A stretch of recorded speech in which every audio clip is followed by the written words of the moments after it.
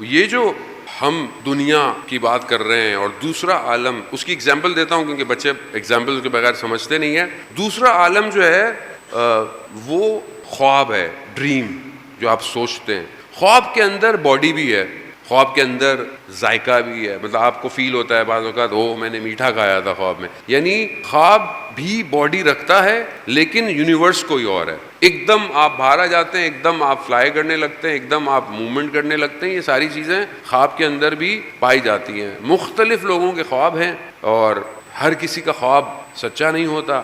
ہر خواب جو ہے وہ تعبیر بھی نہیں رکھتا، وہ ایک الگ بحث ہے. بہت سے لوگ کہتے ہیں میں نے یہ خواب دیکھ لیا. وہ خواب آپ نے دیکھا، رات کو آپ نے کھانا زیادہ کھایا ہوگا، سوچا زیادہ ہوگا. خواب دو طرح کے ہیں. ایک خواب وہ ہے کہ جو آپ کا جو کمپیوٹر مین فریم ہے، یہ جو مینیپولیٹ کرتا ہے پورا دن، وہی خواب میں آئے گا. اس خواب کا تعلق آپ کے اسی یونیورس سے ہے. مثال کے طور پر آپ نے دیکھا میں کہیں بیٹھا ہوا ہوں، کسی سے ملاقات کر رہا ہوں، کہیں جا رہا ہوں، اس کا تعلق میٹر سے ہی ہے. یعنی میٹر ہی آپ کے خواب میں آ رہا ہے. یہ ایک خواب.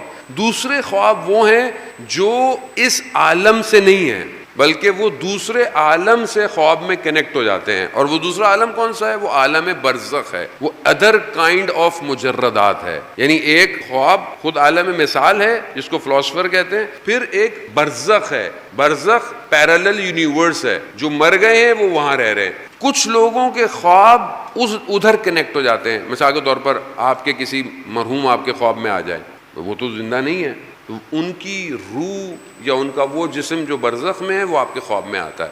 کچھ لوگوں کو انفارمیشن بھی دیتا ہے. جتنی آپ کی پریکٹس اچھی ہوگی اتنا آپ اس عالم میں کنیکٹ ہونا شروع ہو جائیں گے. شہید مطہری، مرتضیٰ مطہری کے جو عالم اسلام کے متفکر ہیں، جن کی کتابیں جوانوں کے لیے بہت امپورٹنٹ ہے کہ ان کو پڑھا کریں، انگلش میں بھی ہیں، اردو کے اندر بھی ہیں. وہ فرماتے ہیں کہ میں نے خواب میں دیکھا کہ تہران کی سڑکوں پہ میں واک کر رہا ہوں تو ایک سینما کے آگے میں نے ایک شخص کو دیکھا جو بہت بری حالت میں گرا پڑا ہے. تو میں جب اس کے پاس سے گیا تو اس نے بولا میری مدد کرو. کہا کہ تم کون ہو؟ کہا میں سینما کا مالک ہوں اور میں مر چکا ہوں. میری حالت اس عالم میں بہت خراب ہے. تم اگر میرے رشتہ داروں سے رابطہ کرو، کچھ کام ہے، اگر وہ کر دیں تو میری حالت ٹھیک ہو جائے گی.